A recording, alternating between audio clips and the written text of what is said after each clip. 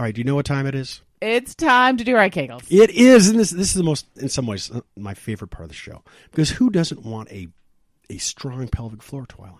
I think I want one, so I'm good. Exactly. So this is the time of the show when we do our Kegel exercises. It's so easy. It's so simple and can be so effective and life-changing. That's right. And so we are going to go over the customized GynoCast world-renowned regimen. Okay, you ready? Yeah. 3 times a day. 6 Days a week. 9 seconds per Kegel exercise. and 12. Kegels in a row to make a rep. It's so simple. All you have to do is do 12 in a row, 3 times a day, 6 days a week, and hold them for 9 seconds. You will have a pelvic floor like a chain link fence. You will be able to pull a trailer with it. You will be the envy of your neighbors. I think you will be, that's for sure. Hello, everyone, and welcome back to the GynoCast. My name is Dr. Eric Heegaard. I'm sitting here with Twila Dang. Hi. I just always like to just keep you a little Hey, if you want to introduce me, that is fine. I like having an introduction. I do a lot of talking around Well, here. it's so nice. It's so, and for those of you who heard Twila and me when we were on live radio, you may recall that Twila always introduced me. Yes. And so now I feel like I have, had my shackles taken off. I'm just ready to, just take control. You're so excitable. Yeah. It's okay. It's kind of nice. I feel like I'm popping out of my chrysalis, like my little wings. You're such a butterfly. my little butterfly frame is coming out. And so for those of you who are new to the GynoCast, thank you for listening and giving us a shot. Mm-hmm. For those of you who are return listeners, welcome back. And we're just giving you a big GynoCast hug. I'm doing an air hug. Yes, he is. This. I'm waving my arms, giving you an air hug. And what's so great about being a podcast as opposed to being on live radio is that it's so easy to let's just pretend, for example, that you're lonely and it's 3 o'clock in the morning and you feel like, I want to listen to Twila's voice. Kaboom. So easy. Twila's she's laying in bed right next. Yeah. Wait a minute. Well, hold on. Wait, should I say my favorite phrase? Like because you used to tell people all the time, like if they miss the sound of my voice, I would go, they probably just want to hear me say something soothing. So I'll just go, it's all going to be okay. That's very good. There you go. That would be a great wake-up sort of alarm. You can isolate that. If you download the podcast, just feel free to isolate that. You can use it as your ringtone. You should make your own thing. You could be, what I would like is you could say, everything's going to be okay. Why don't we do our daily gratitudes together? Oh, I have to say that part too? Why don't we do our daily gratitudes together? Yeah. Okay. There you go. I can do that. So for those of you who don't know what we do here, Twila, why don't you give a little introduction? Okay. All right, Colonel Sanders. We talk about anything and everything women's emotional and physical health and well-being. Mm-hmm. And we do it well. We talk about the things that people really want to know about, but maybe don't know where to go. Yeah, and absolutely. Don't Google, for goodness sake. GynoCast. Oh. I'm so close to getting you not to do that today. It just sort of rolls off the tongue. It does, doesn't it?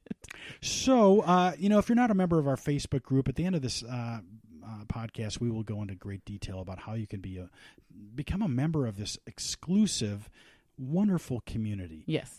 That is empowering and lovely and life-changing. Yeah, indeed. The air will be a little cooler. Ooh. The flowers will smell a little sweeter. Nice. The morning dew will glimmer in the sunshine just a little brighter. Indeed. If you're a member of the GynoCast Facebook group. Yeah. Okay, so again, we talk about things that you may not want to talk to your mom about, but we're talking about them here. Now, today I'm going to talk about a topic that most people probably not heard about. Interstitial cystitis. Probably not something you kind of... Say that again. I will say it in French. Interstitial cystitis. Okay. Interstitial cystitis is also called a bladder pain syndrome, which probably makes more sense to people. Yeah. And you hear us talk about pelvic pain quite a bit on the GynoCast, and we actually have a show specifically dedicated to that broad topic. Yeah, we'll put it in the syllabus so you can reference it if you need to. And but one of the ththings that I have found over the years is that this particular topic, this condition, is something that has really been it's forgotten about most of the time. Mm-hmm. It sort of falls under the radar as we're looking at other things, and oftentimes interstitial cystitis can occur with other pain conditions. And unfortunately, life is not simple and clean sometimes, and oftentimes you may think you've got one thing, but there may be more than one. You've heard us talk quite a bit about endometriosis on this show. This is a particular passion of mine in terms of a condition, and but as we're treating that, oftentimes we will find out that they also have a bladder pain component as well as some other things. And so we're going to talk about that today because this is not necessarily a rare condition. It's thought that 5 to 10 million women in the United States and some men as well. This is a condition that can affect actually both men and women have this condition. Okay. And it is like everything else in life. It can vary from mild to severe, but it's not fun. And again, like many of the conditions we talk about, it's not something that you can just look at somebody and say, hey, you've got interstitial cystitis, and be empathetic with them, as opposed to if you've got a broken arm, if you've got a bone sticking out of your leg, if you've got a big scar on your head, well, people can look and say, okay, I see that something's happened to you, and be sympathetic. Well, many of the things we talk about on this show, especially when you start talking about pelvic pain, are things that are not seen and oftentimes not talked about. And we're trying to shed light on these conditions so people don't have to live in isolation, which is almost as hard, I think, for some people as the condition itself. Mm-hmm. And so we want to talk about it. We want to get people talking about it and know that there are resources available and treatments available. But you got to know where to go, and you got to get it correctly evaluated. So one of the things that we have talked about is on the show, in one of the other groups, we talked about pelvic pain. And so, when you talk about how do you figure out what is causing the pain, well, you kind of go system by system. Is there bowel related? Is there bladder related? Does it have something to do with the uterus, and tubes and ovaries and periods and that sort of thing? Well, people with interstitial cystitis or bladder pain syndrome have symptoms that are mostly focused related on the bladder. They have urgency, meaning that most women will have this. Most men and women will feel the need to go to the bathroom, oftentimes with great urgency. Okay. So when they got to go, they got to go. Frequency, meaning they have to go a lot. Oftentimes people will have to get up at night. So this is different than sort of the incontinence issues? Right. Okay. And you can get urgency and frequency with incontinence as well. Kind of, you've heard us discuss this topic as well as overactive bladder, detrusor instability, that sort of thing. Right. And we've done a podcast about incontinence as well, so we'll link back to that in the syllabus too. That's right. And so, but these things, and so there again, there's oftentimes a lot of crossover. The distinguishing feature of interstitial cystitis is pain. And so people with, you can have incontinence, and that's unpleasant enough, right, to not be able to control your bowels or your bladder. But once you start having pain in addition, then you start to think, maybe this is something different. And it tends to be pain related to filling of the bladder. Oftentimes it is relieved when the bladder is emptied. But you can also have pain with intercourse, because when you're having intercourse, the bladder can be moved and irritated from that. And that, those are the main ones. Urgency, frequency, pain with urination, improved afterwards, and pain with intercourse. But also in severe cases, you can just have pain all the time. Yeah, I was going to ask, is there sort of an instance where it's just kind of constant? Yes. And like many things, it starts out being kind of classic. And again, we can go back to the conversation about endometriosis. Endometriosis classically causes pain with periods. Mm-hmm. Well, that's how it begins, but in severe cases, they start to have pain all the time. Same thing with interstitial cystitis.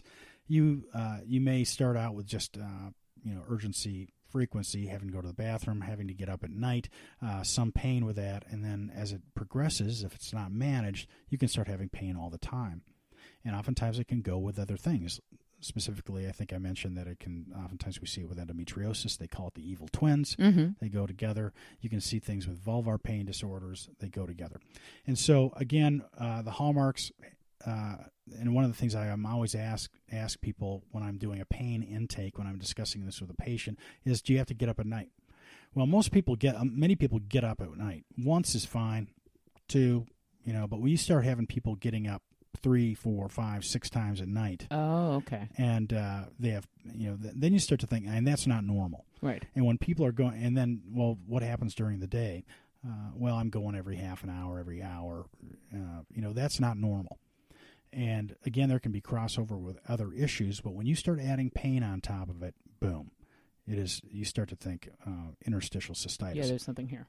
So what is it? Well, obviously the definition of bladder pain syndrome kind of describes it, but what is the actual mechanism underneath? Well, like many things, we don't really understand many of the underlying factors, but it appears that something causes an injury to the lining of the bladder. Now, urine is not a soothing thing. Right. Most people don't like... well, I was going to go somewhere that was just not very tasteful. Don't do it. So I'm not going to do Thanks. it. But urine is caustic. Yeah, absolutely. It's irritating. And so why, how do we manage it in our bodies? Well, the bladder has a number of different layers. There's what's called the serosa, which is the lining on the outside. There's a muscle of the bladder, because the bladder is basically a muscular bag. Mm-hmm. It's supposed to contract when you want to go to the bathroom and relax when you don't. Mm-hmm. And then you have this glandular, what's called the mucosa. There's also another layer called the submucosa. For those people who are detail people and want to go and study all the layers of the bladder. Well, yeah, just no. And the adventitia, yes, there are those people out there. And I know them, okay? Don't pin me about these They're different already layers. Doctors like you. Yeah, exactly. But the ultimate thing is that you have this what's called the mucosa, a Right. mucosal lining that creates. There's a mucosa, mucus. Mm-hmm. Creates mucus, Twila. Yeah. Let's just say it. Scream it out. It's Mucus, okay. mucus. I don't mind. And I had a professor one time in pre-med who said, without mucus, there is no life. And it's so true when you think about it. Mucus is, if you don't have mucus, you're in big trouble. Yep. We have mucus in our sinuses, and Mm-hmm. our mouths, and our throats, and our stomachs, and in our colons, and our bladders, and our cervix. If you don't have good cervical mucus, you're in trouble, Twila. True. In terms of trying to get pregnant. I feel very talked lucky. about that, yeah. And so the bladder itself also has this mucosal layer that creates mucus to protect the bladder from the caustic urine. So in a nutshell, something happened to the mucus itself that creates takes away that barrier or something? We believe that something injures that lining. Oh. And it can be trauma from surgery, for example. Okay. And infections, etc. And some people believe there may be an autoimmune or immune component to it. Oh. There's certainly a genetic component to it, which is somewhat unclear, but there are some rare circumstances of families that have this condition that go, strongly. You can see it in generations. Yeah. And so there's a genetic component to at least some form of it. But again, it's thought that there's something happens to damage that bladder wall, that mucosal layer, and that allows the urine, which is caustic and has a lot of potassium, for example, to start to seep into that deeper tissue. And that starts to create an immune response and causes damage. And so, once for at least in some of these people who have this condition, the bladder is not really able to repair itself correctly, and it's thought that there may be some abnormality in a thing called anti-proliferative factor, which they've found in some people with interstitial cystitis, which makes it so the bladder does not repair itself normally. And so, again, this is more just information to try to understand a little bit better why it might cause pain, but we don't exactly understand why. Most women, most people will have some sort of bladder irritation or infection sometime in their life. Most women don't get interstitial cystitis. Okay. When we're operating, especially for different conditions, we may get into the bladder all the time, and we repair it and heals itself up, and it's fine. Why do some people after a bladder surgery or injury have persistent pain? And that's the thing that is not exactly clear. Okay, so there isn't necessarily a window of people in this age group tend to get it or anything like that. It is not. That's not clear. But it doesn't seem we can't look at you and say you're going to get interstitial cystitis if you have a bladder infection or if you have a bladder injury or surgery or something like that, and you're not. Okay, so it's really something that doesn't really show up until something happens to the bladder in particular? Well, oftentimes you can look back and sometimes find these what we think are causative sort of agents, but many women, most of the women I see for this condition or other pain conditions have never necessarily had a bladder trauma of some sort. Another thing that they oftentimes will say is that they complain of bladder infections all the time that have been treated.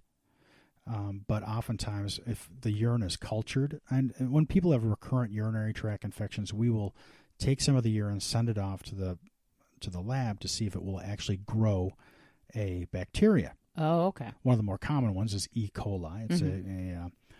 It's a bowel-related bacteria. You may have heard of honeymoon cystitis, Twila.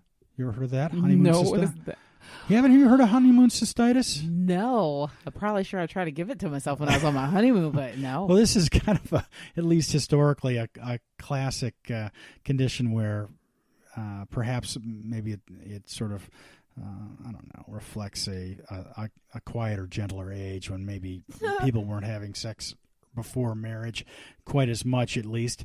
And so people would get married and then they would copulate like wild animals, right? Uh-huh. They would just go crazy and nail each other for days and days. Did I say that? That's adorable how you think it's not that's something that was reserved for a gentler time. It wasn't that long ago I was married, and when you save all your tricks for the honeymoon. No, I'm talking about like the 1800s. Yeah, you know, I'm saying today, I'm quite sure we tend to see it as, in terms of that, I was thinking in terms of like bladder infections.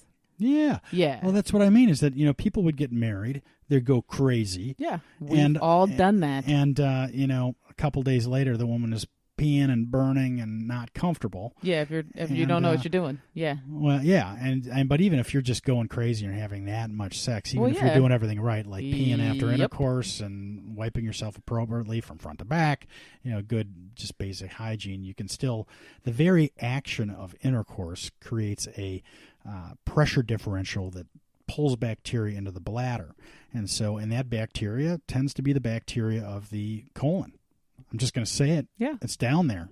It's close by. I mean, listen. It's a design flaw, some people feel, but, we didn't have anything to do with that. Why is it that women have a urethra that's like 3 centimeters long and men have urethra, well, depending on who you are. Like I said. Like long. So it takes, men get bacteria in their urethras too, but they have a long way to go to get up to the bladder, right? Like I said. I feel like if you're a religious person, the streets of heaven should be lined with women just for what we have to go through biologically to get from birth to death. That's a lot we go through. We go through a lot. Yeah. Yeah. So I don't even know how we got on that. How did we get on that? You were talking about honeymoon cystitis. Yeah, but how do we get on honeymoon cystitis? Yeah, cystitis. Thank you. Cystitis, yes. Yeah. And so, that was a logical jump from it's so where we were interesting. at. Don't you love that stuff? Oh, yeah. Listen, that's the party trick. That's when we're talking about stuff later on, I can say, well, there's a term for that. There's a medical term for that. Yeah, we'll put a little link to honeymoon cystitis. Yes, we will. That's going on the syllabus for sure. It'll be a good kind of historical sort of link. It's great for bridal showers. That's right. So again, we're talking about this important glandular lining, mucosal lining that protects the bladder and anything that disrupts it. But people can get most of the time people get these painful bladder symptoms have not necessarily had a particular traumatic event.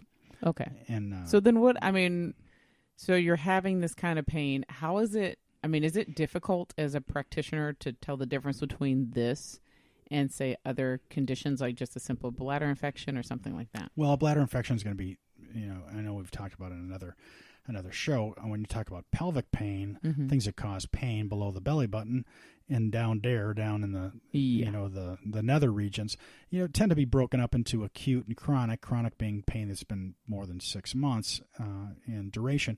Acute pain, something that is like a bladder infection will be short-lived, and you go in, you treat people for basically 3 days, and it should go away.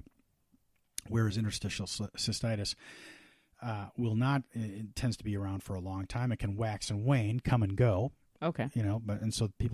But it tends to be something that's there, over the years. And so it can be difficult because, again, they kind of run, oftentimes these different conditions can come together.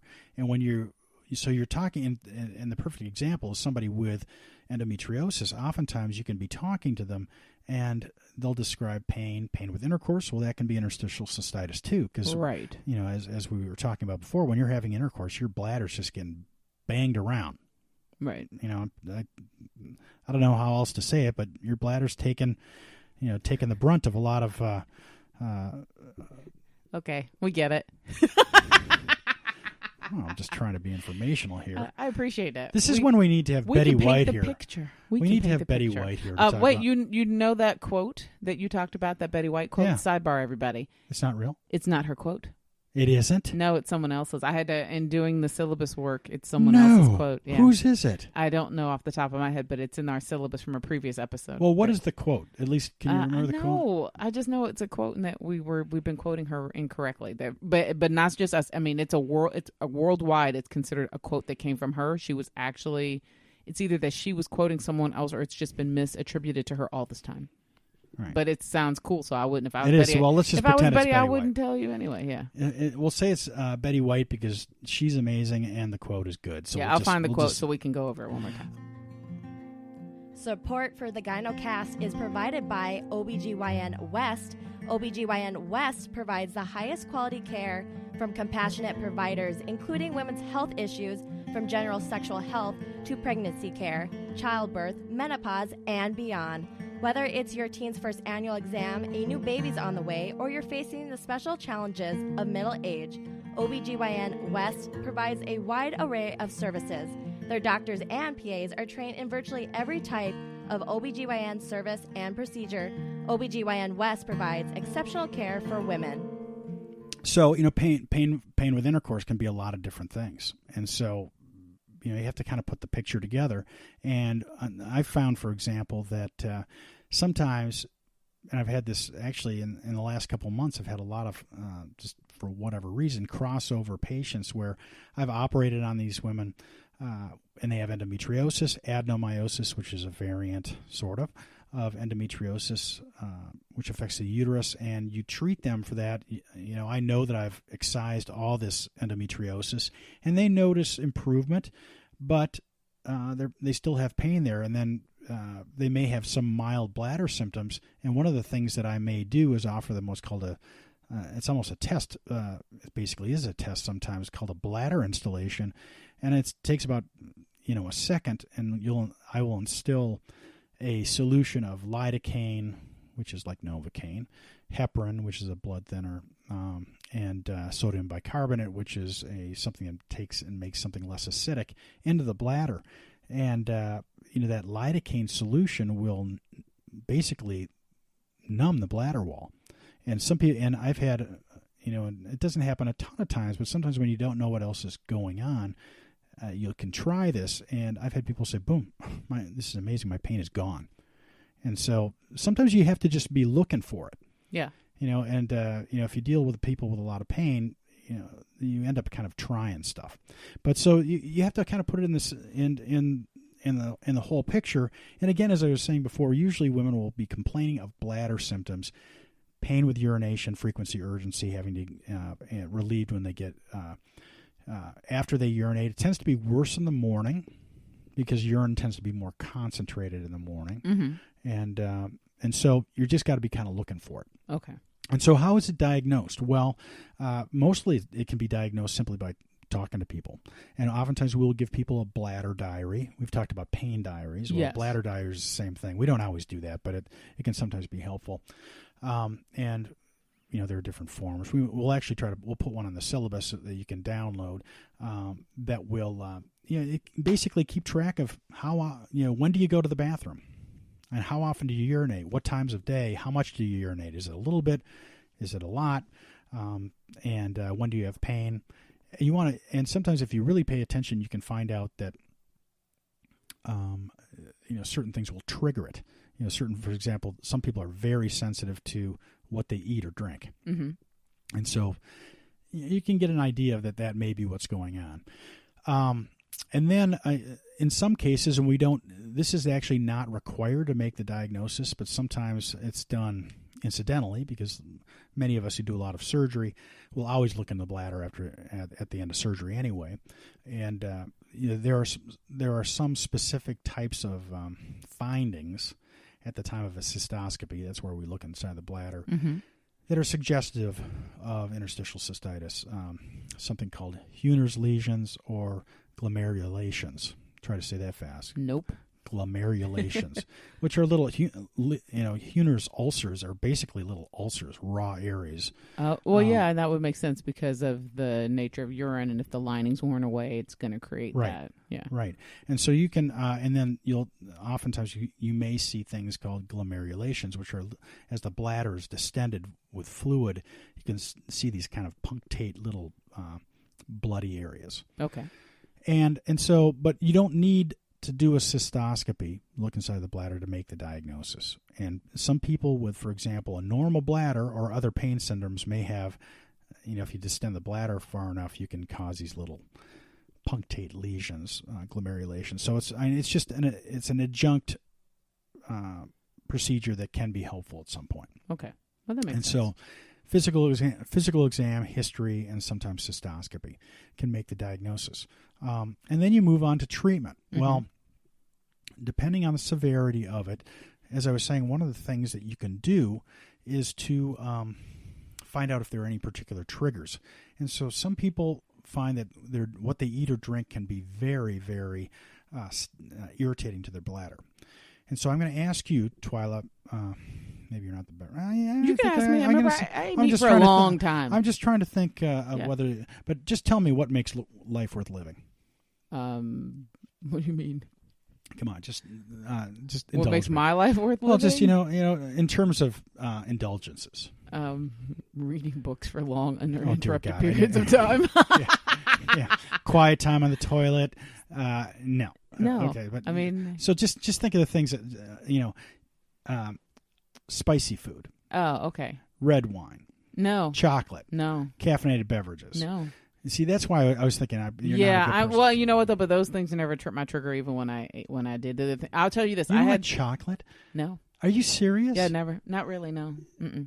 Look it up. What percentage of the population I was always a sugar candy person, but I was like the penny candy person, like goldfish. I mean, like a jellyfish and Swedish, things like that. Yeah. I was always that girl. I'm a dessert. Still a dessert fan. Like if it was rich or decadent, it didn't have to be chocolate though. I was always a cheesecake, that kind of a person. Yeah. But do you dislike chocolate? No, it just isn't not my thing. Well, okay, so I'm kind of the same way. I like chocolate, but I wouldn't pull off the road for if there was a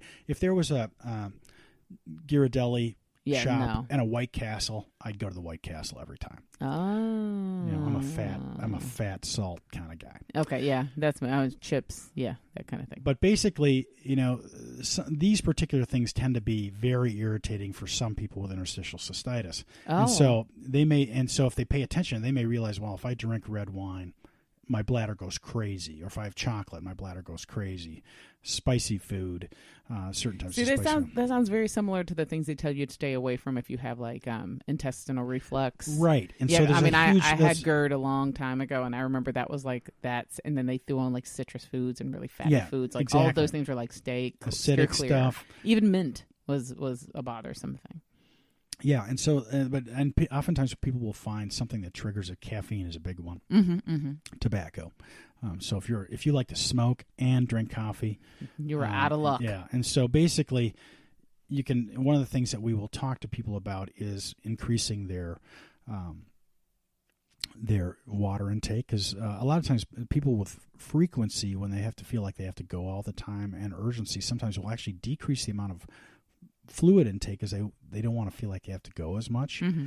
It actually can make it worse because it concentrates the urine more, which is more irritating the bladder. But increase water intake and to try to avoid any particular diet triggers that may in any particular person bother them.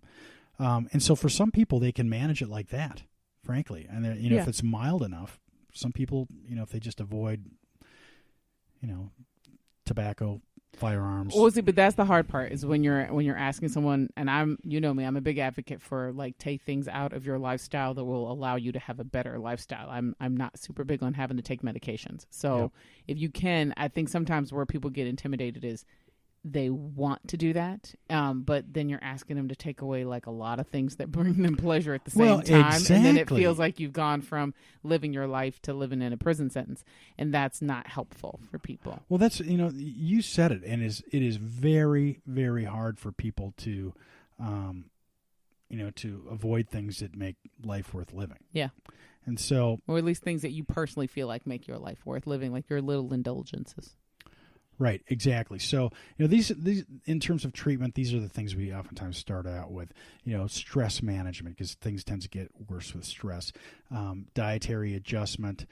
There are certain things that you can get over the counter, which for some people can be very helpful. Things like calcium, or a medication called Preleaf or Pyridium, which is kind of a bladder anesthetic. So there actually are like over-the-counter stuff that could be used? Yeah, for some people. Okay. For some people. Okay. And certain antihistamines can be helpful, like really? hydroxyzine. Well, wait, why do antihistamines help? Well, antihistamines they obviously inhibit histamine production, which is an inflammatory product that our cells make, right, which just causes inflammation. So they can decrease that. And also has a relaxing component. It helps people sleep and can be a muscle relaxant. So it's a combination of a number of different things, but sometimes that can be helpful. Oh. And so those are kind of the beginning ones. And oftentimes we will send people to pelvic floor physical therapy, and that can also be the combination of those things. Can be very helpful for some people. Mm-hmm. And then we move on to, if that doesn't help, then you can start moving on to different medical treatments, including there's certain old-time antidepressants like amitriptyline and nortriptyline, which are not used for depression hardly anymore, except under rare circumstances, but they help with nerve-related irritation. And so that sort of, there are a number of different medications that we use for nerve-related pain, and mm-hmm. those can be helpful. Also, as I was talking about, bladder installations. So there are people that I will have, oftentimes if we make the diagnosis of interstitial cystitis, I'll oftentimes do a trial where I will instill, as I was talking about before, that sort of fluid combination of heparin, lidocaine, and sodium bicarbonate, and some people just get this incredible relief with this. I'll have them do it once or twice a week. Come in, we'll do bladder installations, and over time, that oftentimes the heparin, and don't ask me why, but it is thought may be able to help rebuild that mucosal layer, that protective layer over time, mm-hmm. and so people, the time in between bladder installations can gradually increase, and some people will actually teach them how to do it themselves. And so they can just self-manage. If they get a bad flare, they know how to instill it themselves. Yeah. There's also a medication called Elmiron, also called Pentosan, that will help in some people actually rebuild that layer as well. The problem with that is that you have to take it like 3 times a day and can take sometimes 6 months to a year to work. Wow. Yeah, and so, people, and I'm not just saying kids have a hard enough time remembering to take pills. Yeah, believe me, and adults, everybody has a hard time remembering to take pills, especially if you're taking them in that kind of a duration. That's a lot. Yeah, it is super hard to get anybody to try to remember to take pills more than twice a day is about what most people can do, because you get up in the morning, you brush your teeth, most of us. Yep. You go to bed at night, you brush your teeth. And a lot of times we can remember to do it twice a day. You start doing it 3 times a day, and even the most compulsive of us will start to forget that. But for some people, it really can make a difference. And so, again, there's different combinations of things you can do that can be very helpful. And then if that doesn't work, you start moving to what are called 3rd line and 4th line treatments, and those start to become more interventional. For example, you can do what's called a hydrodistension, which is where you actually take somebody under anesthesia and you fill up their bladder with fluid under pressure, and that tends to, for some people, really give relief. And I don't know if anybody really understands why, but people with interstitial cystitis over time can get a contraction of their bladder. They actually can hold less urine over time. And so I think it does a couple things. Sometimes it can just help stretch the bladder a little bit, which can give relief. And then there are different. People have used Botox to inject into the bladder to help with the bladder spasms. Huh. There are modulators that we use, for example, that again can help block nerve signals that can help with pain as well as bladder urgency frequency. Mm-hmm. And again, these tend to be more invasive. You're talking about putting actually a lead, a little metal wire down near the sacral nerves that feed the bladder. And so these are things, but the point I'm trying to get at is we could, there's a lot of different things that you can do, and there's beginning treatments, first line, second line, third line, fourth line treatments. And so for people out there who are suffering of this condition, there's a lot of things you can do. Yeah, there's a lot can be done. But you got to recognize it. You Okay. got to recognize it. If you can't make the diagnosis, you can't treat it. And if you get confused by other things, or if you start coming to the simple approach that there's only one thing, we all like to be, what do they call Occam's razor or something like that? What is that called? I have no Occam's idea. razor. Where you look for the simplest solution for something, and that's... I have no idea. Putting it on the syllabus, I guess. I'm sure I'm saying the wrong thing, but I think it's called Occam's razor or Occam's. Sometimes I got to. I can remember sometimes the most kind of bizarre trivia, and but this basically it's a theory that find out what is the most reasonable explanation, and that is generally what is causing it. Don't start looking for. We call it zebras. If you hear the the thundering of hooves, and you're living in Minnesota, it's probably a horse, not a zebra. And so Fair point. you Yeah, like that? I got you. If you're in Kenya, it's probably a zebra. I don't know.